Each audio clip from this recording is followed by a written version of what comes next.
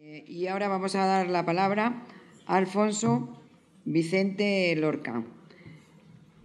Es abogado especializado en derechos humanos y menores y también profesor de Derecho Internacional Público y Derecho de la Unión Europea en la Universidad Rey Juan Carlos. Se está doctorando en la Escuela Internacional de Doctorado sobre la situación jurídica de los menores trans en Europa. Decir también que fue una de las personas que integraron la comisión que elaboró el protocolo de atención a menores trans en Castilla-La Mancha. Es un conquense de nacimiento y muy orgulloso de serlo.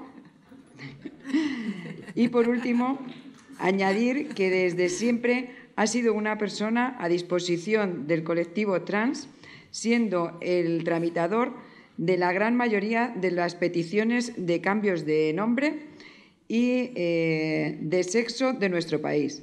Además, ha sido la parte principal en varias de las leyes y ha proporcionado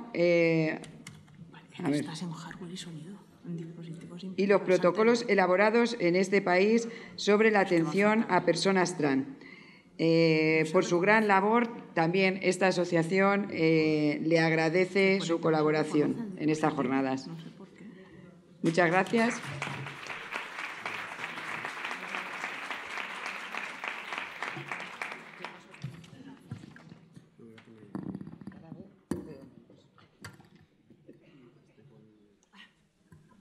Hola. ¿Ya? ¿Ya lo tenemos? Qué bien. Fijaos en el título, porque ponía situación jurídica de los menores.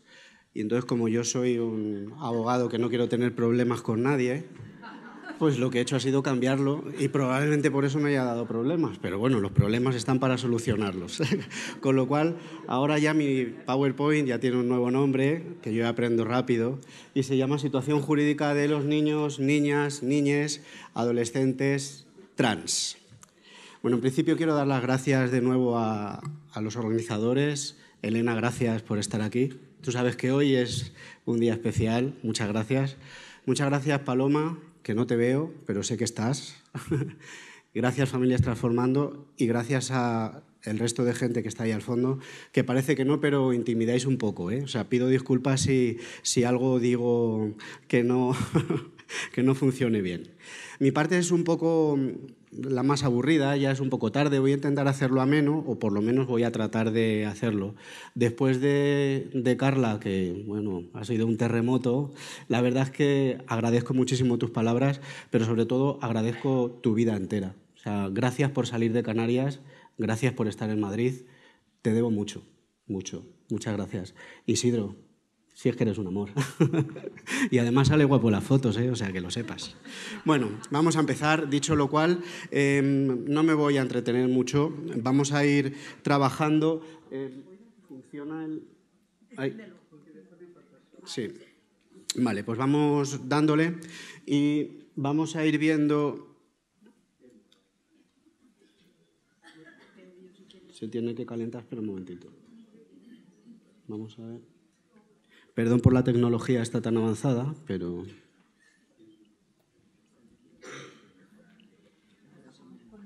Sí, pásalo.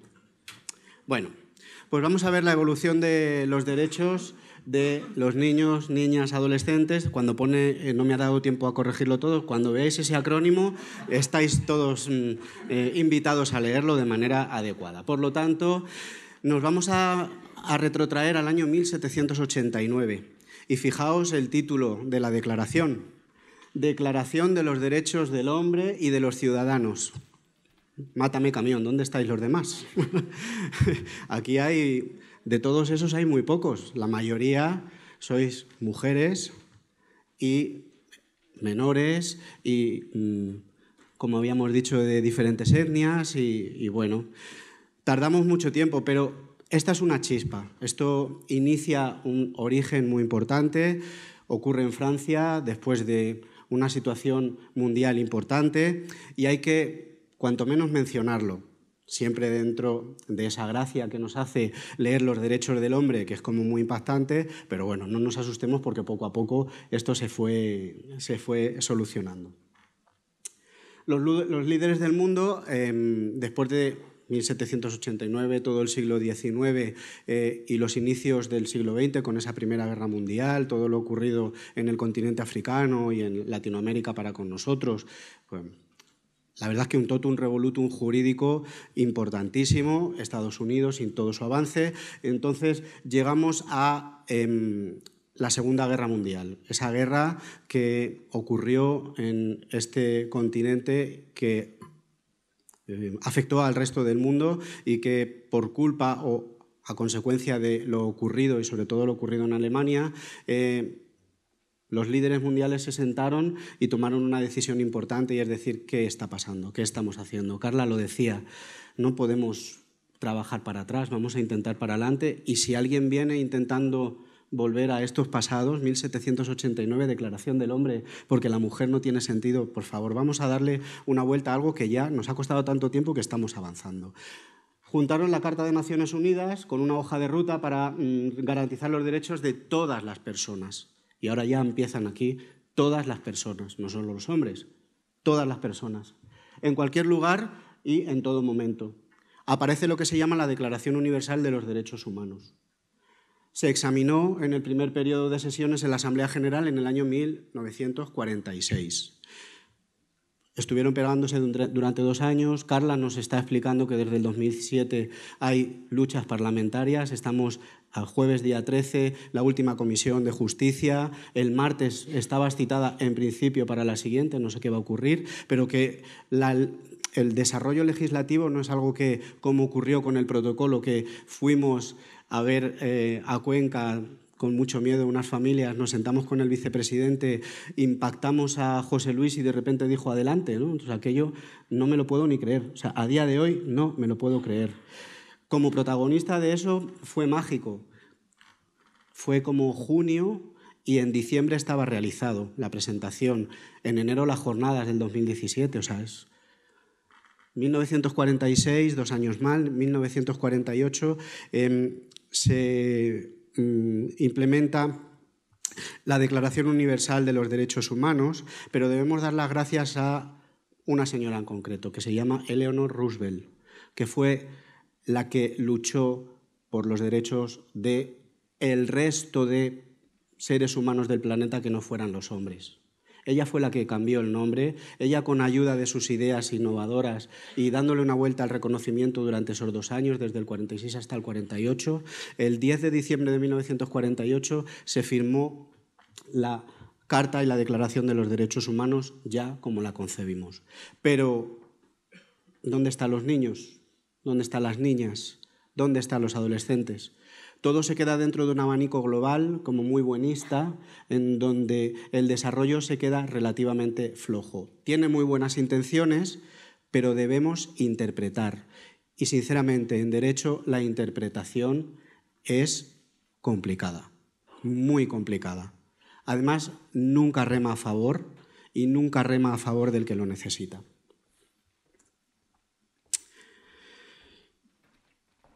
La Declaración Universal, como he dicho,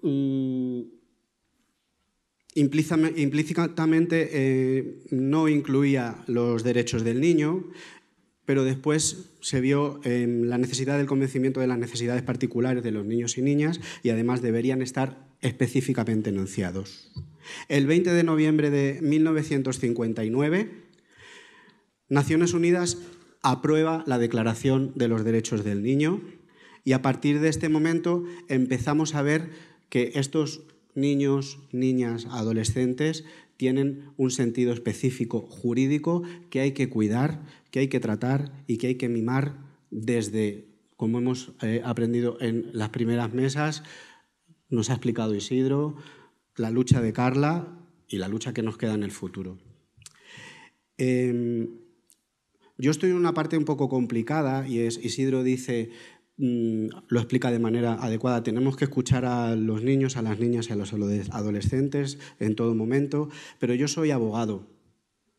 Yo creo que no tengo que hablar con un menor, no es mi papel. Mi papel es ayudar y apoyar a las familias que necesitan ayuda para que su hija, hijo o hije sea feliz y viva. Yo no tengo que trabajar con un menor. Yo creo que la función del abogado no es la misma que la de Isidro. Yo debo decir que debo apoyar y debo escuchar, como había dicho José Luis, pero no a los menores. No es mi papel. No conozco a ninguno, excepto a una, de un día, y simplemente me intereso por las familias, pero yo a los menores no los conozco a ninguno. A partir de que son mayores de edad, quieren mantener contacto conmigo, entonces abandono radicalmente a las familias, y cuando el adolescente cumple 18 años y necesita asesoría jurídica y me llama el padre, cuelgo directamente el teléfono, porque a partir de ese momento el padre no me necesita. Por favor, vamos a tener en cuenta eso, porque a lo mejor un exceso de ayuda en un momento determinado puede ser también una carga de rechazo para determinadas circunstancias. Entonces, yo en mi papel debo de reconocer que a quien debo ayudar es a las familias, ¿vale? Seguimos adelante. Fijaos, desde 1789 estamos en el año 2007. Los principios de Yogyakarta, Carla. Qué buenos, ¿verdad? ¿En qué consisten los principios de Yogyakarta? Bueno, pues los líderes internacionales deciden que las leyes internacionales, los derechos humanos internacionales y los derechos del niño internacionales, en los estados a nivel individual no se saben interpretar y que necesitan un aporte jurídico extra que explique a los 195 países que componen el mundo cómo se interpretan las leyes internacionales. Y estos son los principios de Yogyakarta, pero con exclusividad de la orientación sexual y la identidad de género. Por primera vez en la historia tenemos un corpus jurídico que nos explica cómo entender y analizar los derechos humanos con carácter específico, para la identidad de género. 2007. Es que es hace nada. Pasamos. A partir de 1975, con ocasión del Año Internacional del Niño, pues se intentó hablar de una nueva declaración, de esa de 1959, que se había quedado un poco atrasada, y lo que se hace en el año 89 es la Convención de los Derechos del Niño, que es una revisión de esa Declaración de los Derechos del Niño, y dentro de esa convención aparecen 3 protocolos. Uno en el año 2000, que habla de la venta de niños, niñas y adolescentes, venta y negocio en prostitución y tráfico de sexo. El 2006, otro protocolo adicional que lo que hace es una ayuda para escuchar a los menores cuando no se sabe interpretarles, es decir, qué pasa de 0 a 10, de 10 a 12, de 12 a 16 y de 16 a 18, y cómo es ese flujo de conocimiento con los derechos humanos. Y en el 2011 se le da una vuelta específica a la discriminación de cualquier tipo. Entonces tenemos que la Convención de los Derechos del Niño mejora la Declaración Universal y añade protocolos.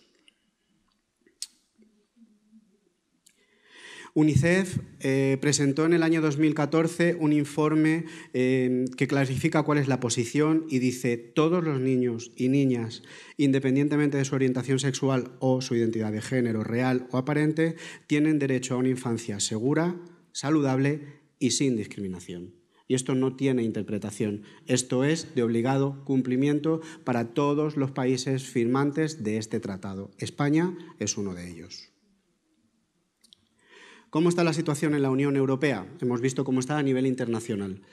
Nosotros formamos parte de un grupo internacional que es la Unión Europea, que es conformada por 28 hasta el día 29 de marzo. No sabemos qué va a pasar con Reino Unido a partir del 29 de marzo. Están trabajando en ello duramente, pero a día de hoy somos 28 y ahí estamos. Tenemos una cosa específica, que es la Carta de Derechos Fundamentales de la Unión Europea. Esta Carta de Derechos Fundamentales es vinculante para los 28 desde el año 2009, en el que entró en vigor el Tratado de Lisboa. Hasta el año 2009, que no se firmó el Tratado de Lisboa, no era vinculante para los Estados miembros de la Unión Europea. Sin embargo, todos los Estados miembros que habían firmado la Carta de Derechos sí que tenían vinculación de manera unilateral.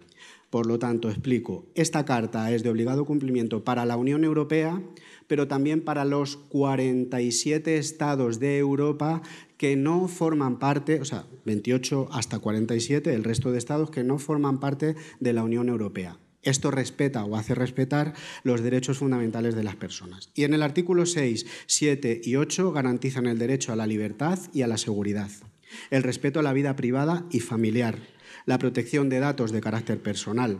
El artículo 14 de la Carta protege el derecho a la educación y el 20 reconoce el derecho a la igualdad ante la ley.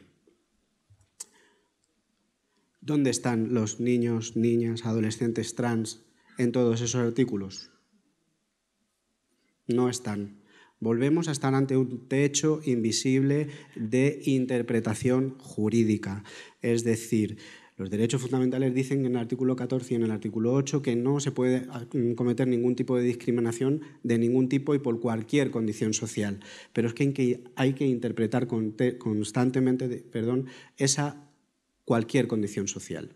Hay que interpretarla. Entonces, creo que estamos en el cuerpo jurídico en donde debemos ayudar a interpretar el protocolo de Castilla-La Mancha de manera explícita, ayuda a interpretar en la circunscripción de Castilla-La Mancha cómo hacer en los ámbitos que perfectamente nos has explicado. Es decir, hay que seguir legislando, no vale con que nos quedemos cómodos en paraguas que apliquen los derechos humanos de carácter universal porque no se entienden y porque cuando llega la hora de la verdad no se cumplen. Los menores no aparecen, directamente no están nombrados ni mencionados. No hay datos estadísticos. Isidro ha estado hablando de datos empíricos a nivel mundial, pero en general en la Unión Europea no hay datos estadísticos que nos hablen de manera clara sobre niños, niñas, adolescentes trans. ¿Cuántos hay en la Unión Europea?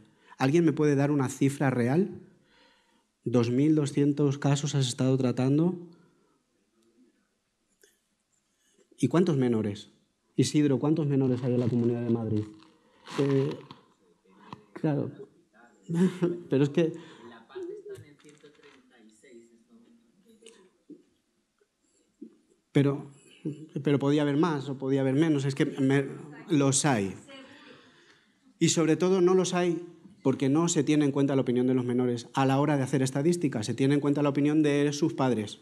Y si sus padres no están de acuerdo con la opinión de los menores, no voy a la estadística porque no voy a acompañarla a ningún sitio. Otra vez estamos en cuerpos jurídicos vacuos. En la mayoría de los casos, para hacer determinadas encuestas hay que esperar a la mayoría de edad. Por lo tanto, no hay estadísticas. Las familias que no establecen un entorno psicosocial adecuado no forman parte de las estadísticas y los estados no legislan de manera adecuada para formar estadísticas. Por lo tanto, sí tenemos principios de Yoga Carta desde el año 2007 para poder entender las leyes de carácter internacional, pero los estados no hacen nada. A que las comunidades hacen muy poco, ahora te voy a dar. 50 estados forman Europa, el continente. 47 estados forman el Consejo de Europa, es decir, 3 no han firmado la Carta de Derechos Fundamentales. ¿Sabéis cuál es uno de ellos? El Vaticano. 46 sí han ratificado la Carta de los Derechos Fundamentales de la Unión Europea, por lo tanto, los derechos humanos están dentro de ese abanico, pero vuelvo a repetir, por favor, no os olvidéis que hay que interpretarlos. Y la interpretación jurídica es complicada. Fijaos, 34 países requieren diagnósticos médicos para tramitar cambios. Esto es, como hemos visto, patologizante. Ahí tenéis un mapa. No, que hay que pasarle ese.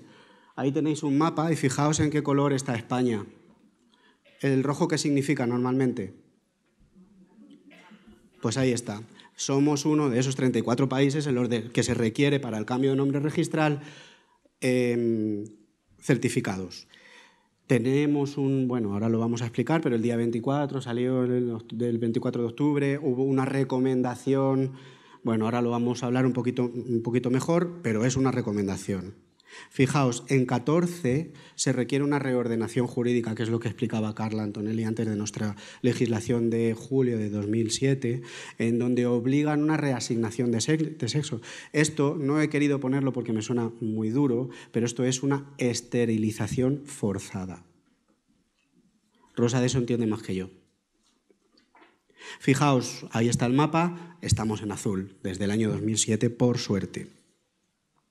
En 31 no hay ninguna seguridad jurídica. 10 tienen seguridad jurídica, pero no ley, es decir, son protocolos de entendimiento. Bueno, 34 solicitan diagnóstico clínico. España, uno de ellos, luego pongo el matiz.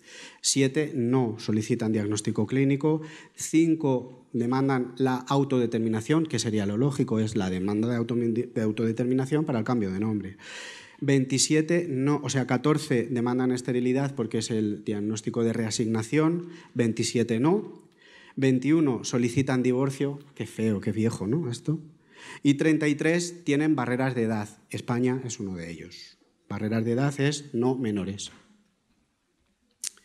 ¿Cuál es la situación jurídica de España?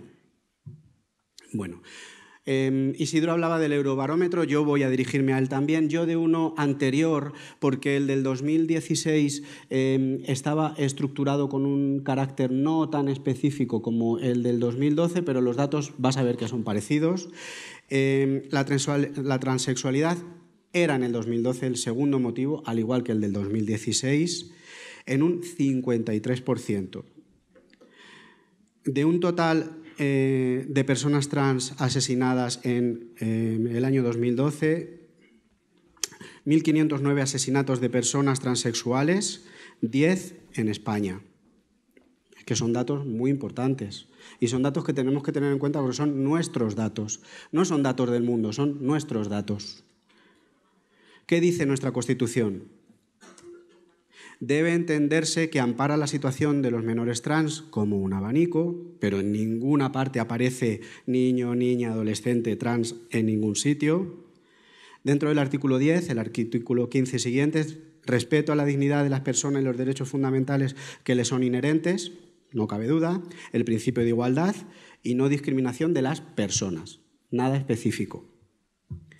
El 14, muy importante en materia de transexualidad, en cuanto que de modo indirecto, como siempre, excluye la discriminación por causa de orientación e identidad, incluso cuando afecta a menores de edad, a adolescentes y a jóvenes. El 39, principio de protección de la familia. El 27, la educación. El 48, que la juventud debe aportar su participación al desarrollo jurídico y al corpus, que es de obligado cumplimiento, señores, que el asociacionismo juvenil trans se debe tener en cuenta, por favor, que forma parte de nuestra vida y de nuestra ayuda, porque ellos son los que nos van a enseñar a nosotros y ellos son los que nos enseñan a nosotros. Yo no tenía ni idea de esto antes del 2014. Es que es ahí al lado, ni idea. No había oído hablar en mi vida del colectivo. Soy feliz. En la esfera legislativa estatal, Carla lo ha explicado bastante bien, estamos en la Ley 3/2007, pero totalmente discriminatoria ¿para quién? Niños, niñas y adolescentes. Y aunque no nos guste oírlo, es discriminatoria. Y todo lo que hacen hasta que haya un cambio integral es discriminatorio. Y explico por qué. El día 16 de marzo del 2016, el Supremo plantea una cuestión de inconstitucionalidad porque un menor de Benasque quiere cambiar el sexo en el registro civil y le es delegado. Suben la cuestión al Constitucional en el 2016 y a día de hoy no hay contestación por parte del Tribunal Constitucional. Esto cierra una puerta de poder subir asunto al Tribunal Europeo de Derechos Humanos, a Estrasburgo, que sería la causa. Si el Tribunal Constitucional no nos da la razón, lo siguiente que tenemos que hacer es ir a Estrasburgo. No podemos, porque para poder llegar a Estrasburgo hay que cerrar la vía española y la vía española está abierta. El Tribunal Constitucional Español, con respecto a el asunto planteado por el Supremo, no está contestado. ¿Qué implica? Que pasa el tiempo, 2016, 2017, y en 2018 la Asociación Crisalis tiene una entrevista con la ministra de Justicia.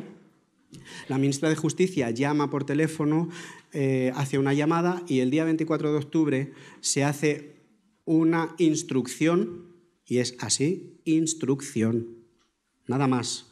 No nos equivoquemos, es una instrucción. No es de obligado cumplimiento para nadie.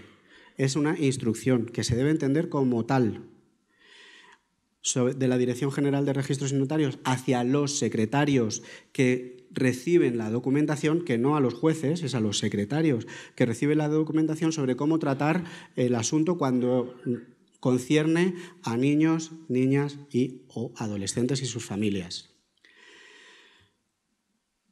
Esto es un parche. No se puede cambiar la mención al sexo, no nos lo permiten. Por lo tanto, es un parche.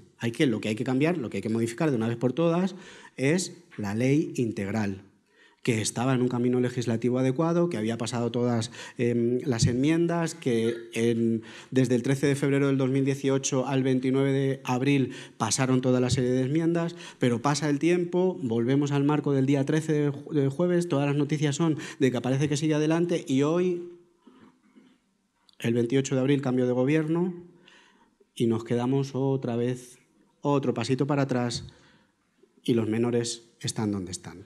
Esta es nuestra realidad, o sea, yo no quiero venir a asustar a nadie, es que esta es nuestra realidad. ¿Qué pasa con carácter general? Que ante las carencias legislativas estatales, la Constitución lo que da es a las autonomías o las comunidades autónomas determinadas situaciones de modificación. El protocolo de Castilla-La Mancha es el claro ejemplo, no hay nada que añadir. Yo tengo un matiz que ahora voy a decir, pero bueno. Las cuestiones que derivan de la transexualidad o la identidad de género con carácter general se han promulgado en algunas comunidades con mejor acierto y con otras con peor. Es verdad que las más antiguas necesitan revisión y es cierto también, y Carla Antonelli está aquí, que la de Madrid del año 2016 es una muy bien elaborada. Muy bien elaborada. La última, el 19 de enero, en Valencia, la Comunidad Valenciana. 12 comunidades tienen leyes que recogen los derechos de las personas trans y 8 de ellas se basan en la libre autodeterminación del género. Madrid es una de ellos. Fijaos en el mapa. ¿En qué color está Castilla-La Mancha? Yo lo siento, pero el protocolo estuvo muy bien. Pero cuando los menores cumplen 18 años, ¿qué protocolo solicitan? ¿Dónde vamos? ¿Qué hacemos? Yo no trabajo con adolescentes, o sea, con mayores, trabajo con menores, pero esos menores van creciendo. Y una vez que se acaba el protocolo en Castilla-La Mancha, ¿dónde vamos? Deberíamos haber legislado un poquito mejor. Esa celeridad que se dio, que fue mágica, yo reprocho a la Junta de Castilla-La Mancha que le hubiera dado una vuelta de tuerca porque teníamos la potencia legislativa para poder hacerlo y hubiera sido un pequeñito impulso. Se ha quedado en el camino y ahora ya estamos un poco tarde. Es una intención. No quería darte la bronca, pero creo que debo decirlo. Andalucía, Comunidad de Madrid son 2 leyes diferenciadas, una específica para personas trans y otra para todo el colectivo. Normalmente las leyes autonómicas tienen esa doble vertiente, son mejores para nosotros las específicas. Canarias, Comunidad de Valencia, Euskadi tienen leyes solo para personas trans. Aragón, Baleares, Cataluña, Extremadura, Galicia, Murcia, Navarra, Madrid tienen el abanico general, todas las letras L, G, T, B, I y la Q. La Q es el queer, ese abanico fluido que debemos aprender, debemos interiorizar y no pasa nada por tener un largo etcétera de acrónimos que no nos cuesta nada porque sirven para ayudar a dar visibilidad al colectivo que aparezca mañana. Y si tuviera que poner desde la A a la Z, pues bendito sea, no pasa nada. Estoy un poco cansado de las letras. Las letras tienen su importancia y han costado mucho esfuerzo y mucho sudor que estén aquí plasmadas. Con respecto a las garantías sanitarias, hemos hablado con carácter autonómico, pero el artículo 43.1 dice derecho a la protección de la salud en todos sus contenidos. No solo es el sentido de padecer una enfermedad, sino el disfrute del bienestar general, el psíquico, el mental y el social, que ese es el que nos atañe. No me voy a enfermedades mentales, ya hemos aprendido, pero mi entorno social es un entorno que necesita de apoyo sanitario, psicosanitario. Y eso necesita unas cuestiones de toma de decisiones sanitarias y tenemos la Ley de Protección Jurídica del Menor y no lo puedo cambiar porque es el nombre de una ley. No puedo decir Ley de Protección Jurídica de los Niños, Niñas y Adolescentes, aunque a José Luis le hubiera gustado. Las leyes no se pueden cambiar de nombre, como el protocolo tampoco. Se considera en todo caso que quien tiene suficiente madurez cuando tenga 12 años cumplidos y que coincida con todo lo expresado en el Código Civil. Con lo cual, los 12 años marcan un territorio de familia y no familia, de escuchar al menor y no escuchar al menor. Y ahora os voy a poner... Cuando se es menor de 12 años, el consentimiento deberá estar otorgado por el representante legal. Queda claro, hay un consenso, está estipulado. Jurídicamente a los 10 ya se le tiene en cuenta, pero está estipulado que con carácter general, a nivel de tomar decisiones, los 12... teniendo en cuenta si su opinión y sus condiciones de madurez lo permiten. Hay casos que con anterioridad se hace. Además, informándole y explicándole en todo caso de acuerdo a las posibilidades de comprensión y informado asimismo a su representante legal. Es el artículo 5 de la Ley de Protección Jurídica. Si tiene entre 12 y 16 años, lo tenemos aquí, aunque el consentimiento lo deberán dar los padres, el menor tiene voluntad propia y se le entiende y se le atiende y se le acompaña y, como decía José Luis, se le escucha y se le escucha y se le escucha. A los padres no, al menor. ¿Vale? Hay una restricción con respecto al artículo 2 del texto legal, ya que esa opinión no será vinculante, de manera que no implica ni mucho menos que se acuerde de forma deseada o que según la opinión expresada por el menor. Pero habíamos visto los principios de Yogyakarta y además hemos visto las opiniones del Convenio del Derecho de los Niños en su protocolo del 2011, en donde dice que hay que escuchar. Entonces, yo como abogado tengo que llevar corpus jurídicos si en un momento determinado estoy defendiendo el interés del menor por encima de algún padre que sea contrario a la actividad psicosocial de manera favorable. Tenedlo en cuenta, por favor. Cuando se es mayor de 16 años, no cabe el consentimiento de representación, aunque en la práctica sí se tiene en cuenta. Acabo.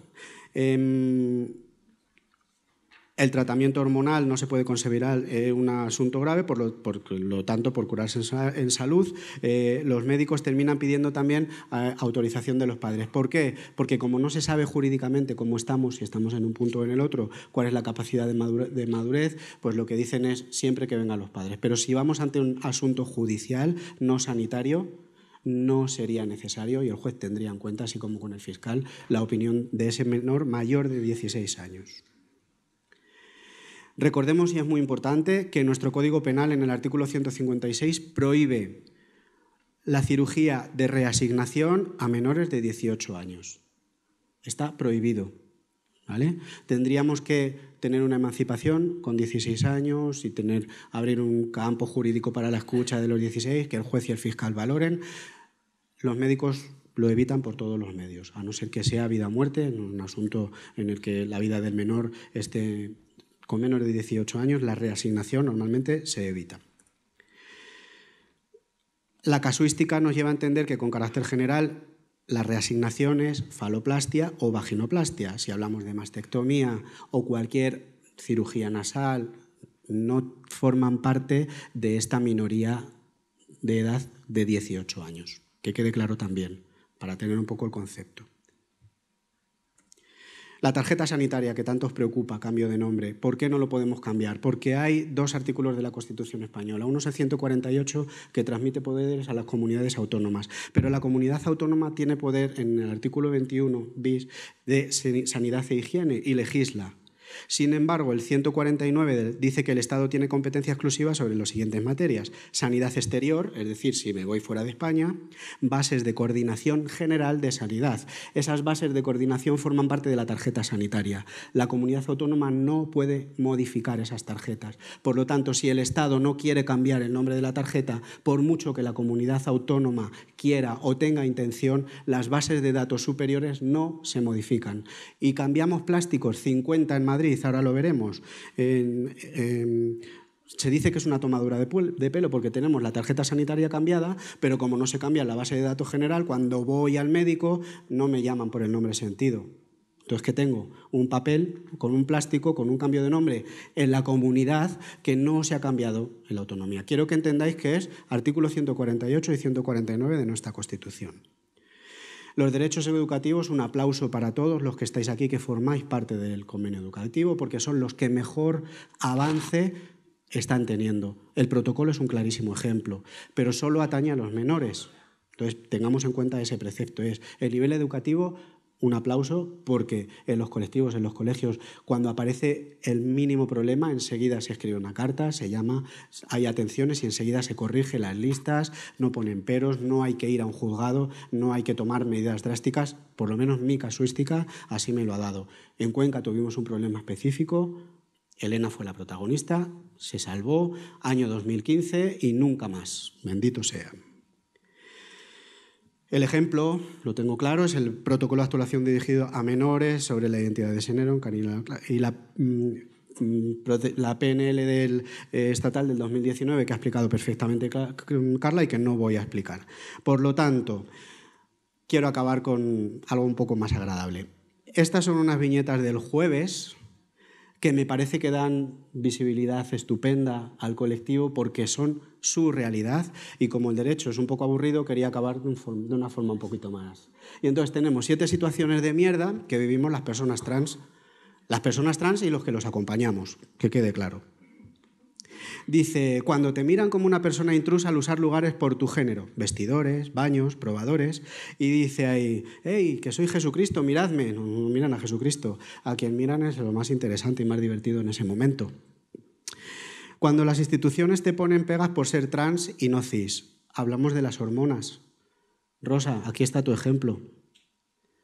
Todos los problemas del mundo para dar hormonas y, sin embargo, para pedir progesterona y quedarte embarazada no tienen ningún problema. Abres el cajón que los tienes ahí, ¿no? Clarísimo ejemplo. Cuando la gente cuenta chistes donde la gracia es que alguien sea trans. Qué pena. El otro día fui a una obra de teatro que se llamaba Taxi, que me pareció homófoba desde el principio hasta el final. Todas las gracias eran sobre lo mismo. Y la gente se reía. Y yo miraba asustado. Bueno, pues eso. Cuando usan tu antiguo nombre y tienes que dar toda clase de explicaciones, pues ahí lo tenemos. es que es gracioso.